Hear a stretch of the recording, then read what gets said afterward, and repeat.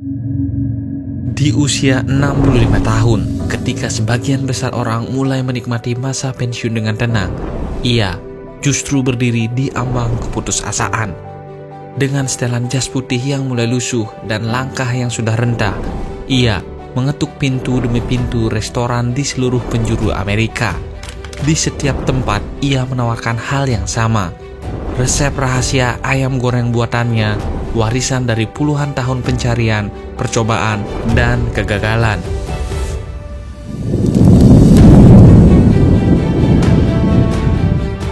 Ini adalah kisah bagaimana berdirinya KFC, brand dengan slogan jagonya ayam yang telah memiliki lebih dari 30.000 restoran yang tersebar di lebih dari 150 negara. Kisah ini tidak dimulai dari dapur restoran megah, melainkan terlahir dari sebuah dapur rumah kecil yang seakan diselimuti oleh kesedihan. Dan buat kalian yang baru menemukan channel ini, bisa support dengan klik tombol like, subscribe, dan apabila ada ide, saran, atau apapun itu, bisa langsung tulis di kolom komentar.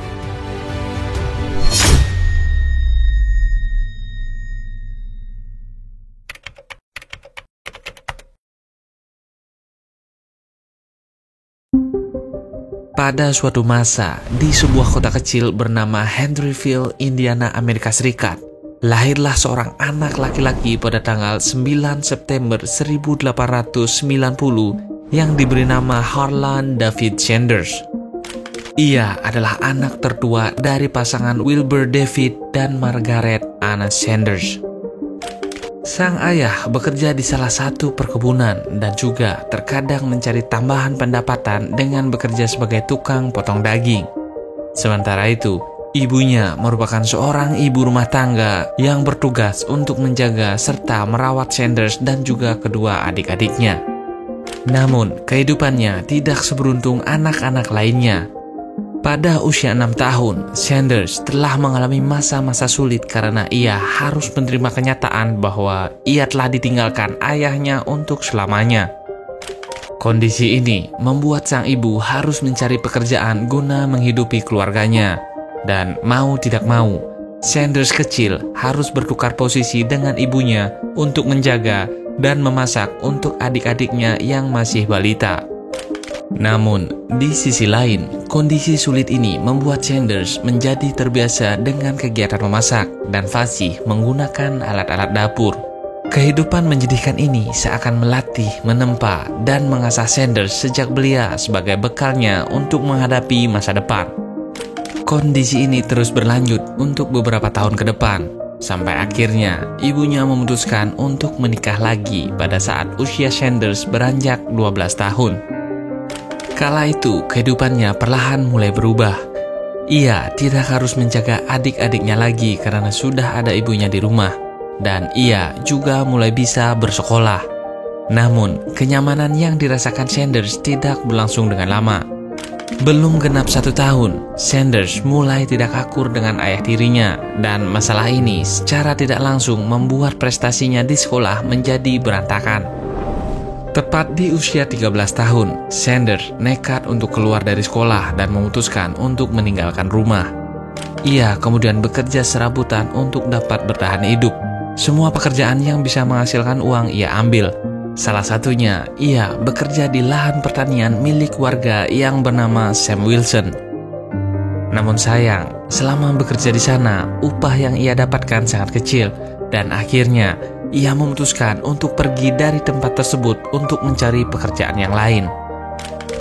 Berbagai macam pekerjaan sudah pernah ia coba, bahkan di tahun 1906 ketika usianya baru beranjak 16 tahun, ia mengambil risiko memasukkan tanggal lahirnya demi bisa mendaftar di Angkatan Darat Amerika Serikat. Dan cara tersebut ternyata berhasil dan Sanders memperoleh tugas pertamanya di Kuba selama 1 tahun sebelum akhirnya ia diberhentikan secara terhormat.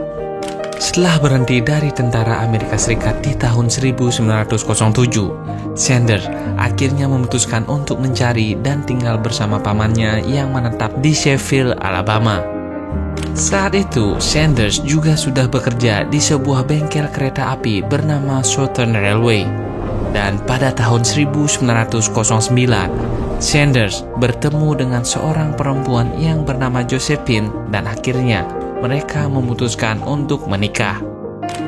Di tahun yang sama saat ia bertemu dengan istrinya, Sanders juga mulai belajar tentang ilmu hukum di La Salle Extension University.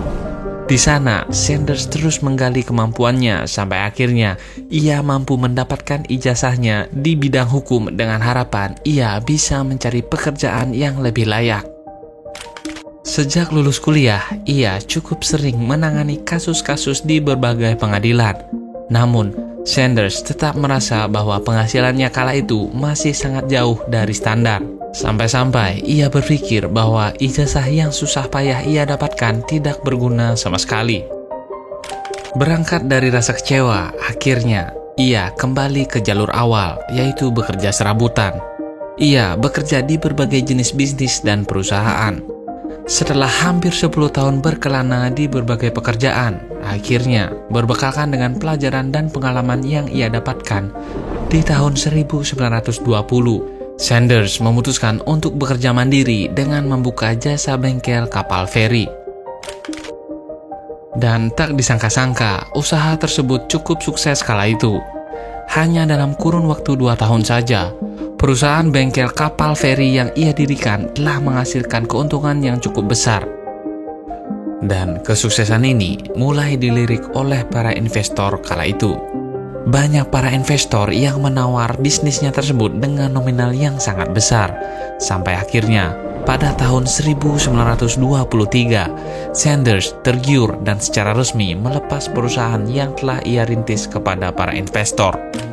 Dengan uang hasil dari penjualan perusahaan tersebut, Sanders kemudian mendirikan sebuah perusahaan baru, yaitu perusahaan lampu di tahun 1924. Namun, nasib perusahaan barunya tidak seberuntung perusahaan kapal ferinya.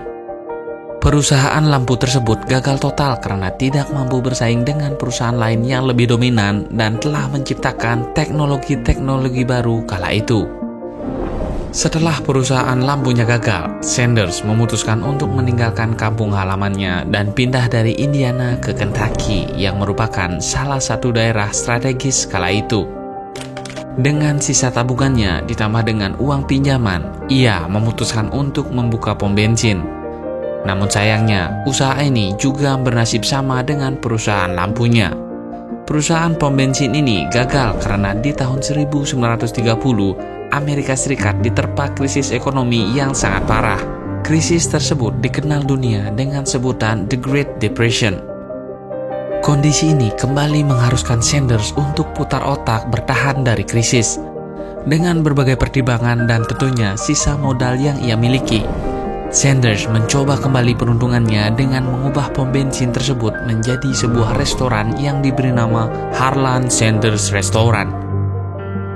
Dengan kemampuan masak yang ia miliki, Sanders mampu menyediakan aneka menu makanan seperti ayam goreng hingga steak sapi. Dan akhirnya, semua dedikasinya mulai membuahkan hasil melalui restoran tersebut. Usaha yang satu ini cukup berhasil dan bahkan mampu bertahan hingga belasan tahun lamanya. Bahkan di tahun 1939, dari keuntungan restorannya ini, Sanders mampu membeli motel di daerah Carolina yang kemudian ia jadikan restoran keduanya. Tapi sayang, alih-alih melebarkan bisnisnya, di bulan November 1939, restoran barunya tersebut justru mengalami kebakaran.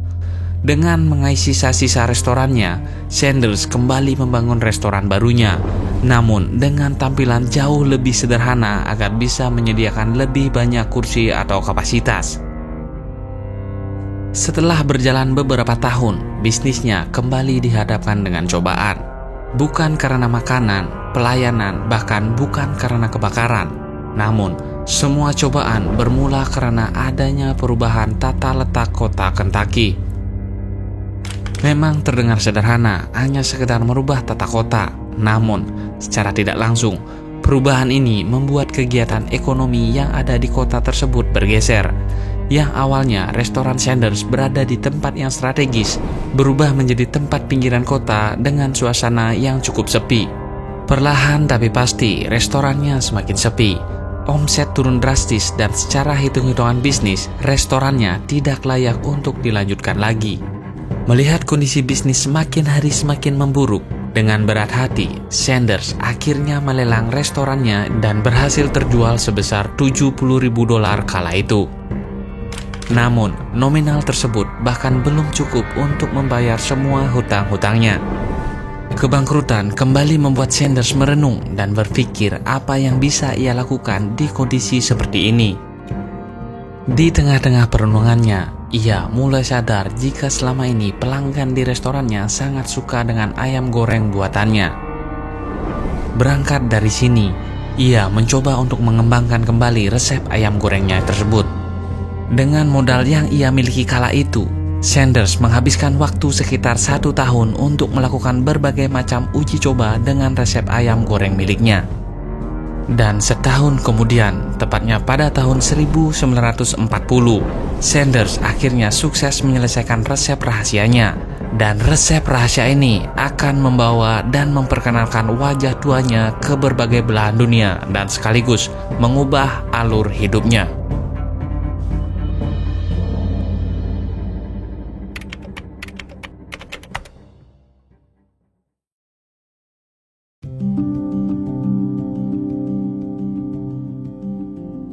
Setelah menemukan resep ayam goreng rahasia, Sanders sangat yakin bahwa resep ayamnya ini akan sangat digemari oleh orang-orang. Namun sayang, kala itu Sanders tidak memiliki cukup modal untuk membuka sebuah tempat makan atau restoran. Alhasil, dengan keterbatasan tersebut, ia memiliki ide untuk bekerja sama dengan restoran lainnya. Pada tahun 1952, ia nekat menjual propertinya dan uang hasil penjualan tersebut ia gunakan untuk berkeliling dari kota ke kota, restoran ke restoran hanya untuk menawarkan resep ayam goreng rahasianya. Dengan tubuh rentanya, ia berkeliling hampir ke seluruh sudut Amerika Serikat. Bahkan tidak jarang Sanders sampai tertidur di perjalanan saat menjajakan resepnya. Singkat cerita, 2 tahun telah berlalu. Selama 2 tahun ia berkeliling menawarkan resepnya, Sanders hanya bisa menarik perhatian 5 restoran saja. Itu pun belum menghasilkan kesepakatan kerjasama dan selebihnya hanya penolakan yang ia rasakan. Dalam rentang waktu 2 tahun tersebut, Sanders telah merasakan lebih dari 1.000 penolakan. Tetapi tubuh rentanya tersebut tidak pernah kena lelah. Sanders tetap yakin bahwa ia akan berhasil jika ia terus berusaha. Setelah penolakan yang ke-1008, akhirnya apa yang selama ini ia perjuangkan akhirnya tercapai. Sebuah restoran akhirnya sepakat bekerja sama untuk menjual ayam goreng racikannya. Dari kerjasama ini, dolar demi dolar mulai didapatkan oleh Sanders. Tidak berhenti di sini, uang hasil kerjasama tersebut ia kumpulkan hingga di tahun berikutnya ia bisa membuka sebuah gerai kecil-kecilan agar bisa menambah penghasilannya. Dan benar saja, ayam goreng ciptaannya sangat diminati oleh para pelanggannya. Bahkan, gerai kecil tersebut mulai dikenal dan berkembang begitu pesat di luar perkiraannya. Saking larisnya, kala itu Gubernur Kentucky pun menganugerahkannya sebuah gelar kehormatan kolonel kepada Sanders. Penghargaan ini sebagai bentuk pengakuan atas kontribusinya terhadap budaya kuliner negara bagian tersebut. Dan momen inilah yang menjadi awal mula lahirnya ikon kakek tua dengan setelan putih dan dasi kupu-kupu hitam yang sering kita lihat. Dan di momen ini juga, gerai kecilnya ini menjadi cikal bakal dari restoran Kentucky Fried Chicken atau KFC yang selama ini kita kenal. Di gerai ini, Sanders menyajikan berbagai menu ayam goreng khas yang sudah dibumbui dengan 11 bumbu rahasia yang ia ciptakan. Dengan kesuksesan ini, Sanders tidak tinggal diam. Ia terus mencari ide bagaimana cara agar apa yang telah ia ciptakan semakin berkembang. Memanfaatkan ketenaran nama ayam gorengnya ini, akhirnya ia mulai membuka waralaba atau franchise gerai KFC-nya. Tidak membutuhkan waktu lama, di tahun 1963, franchise KFC telah sukses menaungi 600 gerai. Di sisi lain, jumlah ini tentu saja sangat banyak dan tidak mungkin Sanders bisa mengelolanya sendiri. Oleh sebab itu, setelah berbagai pertimbangan, Sanders akhirnya memutuskan dan meyakinkan diri untuk menjual usaha atau bisnis tersebut kepada pengusaha kelas kakap seperti John Brown Jr. dan Jack Ma yang sering dijuluki sebagai milioner. KFC dijual senilai jutaan dolar kala itu, dan dari kontrak penjualan tersebut, Sanders juga tetap memperoleh royalti seumur hidupnya. Selain itu, ia juga tetap menjadi bagian dari KFC dengan memegang posisi sebagai salah satu direktur utama perusahaan tersebut. Meski usianya tidak muda lagi, namun semangatnya tak pernah pudar. Ia terus aktif untuk menjaga dan membesarkan bisnis yang telah ia lahirkan. Dengan setelan putih ikoniknya, ia berkeliling dunia sebagai duta KFC dan hadir dalam iklan-iklan televisi serta acara publik. Karismanya, senyum tulusnya, dan kisah hidupnya yang luar biasa menjadi bagian dari daya tarik restoran ayam goreng ini. Namun, di balik layar, Sanders juga terkadang mengkritik produk KFC yang menurutnya tak lagi sebaik dulu. Ia bahkan pernah menggugat pemilik KFC karena dianggap menurunkan kualitas resep aslinya. Ia tidak peduli dengan siapa yang dia hadapi. Ia hanya peduli dengan apa yang telah ia lahirkan. Ia benar-benar menjaga dan merawat KFC seperti anaknya sendiri. Namun, layaknya sebuah keluarga, semakin besar anak, semakin rendah pula orang tuanya. Begitu juga dengan Sanders. KFC semakin besar dan mulai melanglang buana, namun di sisi lain, Sanders mulai digerogoti oleh penyakitnya. 16 Desember 1980, di usia ke-90 tahun, Kolonel Harlan David Sanders akhirnya menghembuskan nafas untuk terakhir kalinya. Ia dimakamkan di Louisville, Kentucky dan dihadiri lebih dari 1.000 orang, mulai dari petinggi-petinggi hingga karyawan KFC dari berbagai negara. Ini menunjukkan bahwa Sanders adalah sosok yang sangat dicintai. Tak hanya meninggalkan kenangan, tetapi ia juga meninggalkan nilai-nilai yang membuat KFC tetap bertahan dan berkembang hingga hari ini. Ia seakan menjadi simbol abadi dari kerja keras, ketekunan, dan kesuksesan yang datang bahkan di usia ke-60 tahun. Kini, sekitar setengah abad semenjak kepergiannya, KFC telah memiliki lebih dari 30.000 restoran yang tersebar di lebih dari 150 negara. KFC juga telah menghidupi ratusan ribu kepala keluarga di seluruh belahan dunia, termasuk Indonesia. Sekian video kali ini, teruslah mencari makna, selalu bermakna untuk semua. Salam makna kita.